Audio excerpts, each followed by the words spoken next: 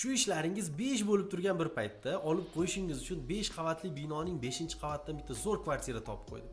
Remontlari yaxshi holatda, hujjatlarda muammo yo'q. Isitish tizimi двухконтурный котел orqali отопление yordamida amalga oshiriladi. Balanddan ko'rinayotgan manzaraga bitta baho beringchi, yashashga tayyor holatdagi kvartiramiz 3 xonali hisoblanadi. Shu ko'rib turgansiz barcha mebel jihozlari ham sizga qolar ekan. Kiraverishda o'ng tomonda oshxona, undan keyin bolalar xonasiga moslangan ekan. Kiyimlar va hattoki dars tayyorlash uchun hamma sharoitlarni qilib qo'yishibdi. To'g'risida kichkinagina kladovka, stilajlari bor ekan. Bu tomonimizda esa mehmonxona, kattagina va yorug'. Bu yer ham ugalok, yumshoq mebeli bilan jihozlangan. Derazadan pastda mavjud hamma o'yingoh yaqqol ko'rinib turadi. Sanuzel va yotoqxonada ham hamma sharoitlarni qilinganligini o'zingiz guvohi bo'lib turibsiz.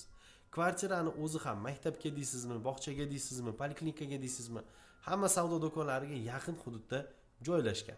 Narxini egalari 35 ming dollarga baholashmoqda. Albatta, ozgina kami bor.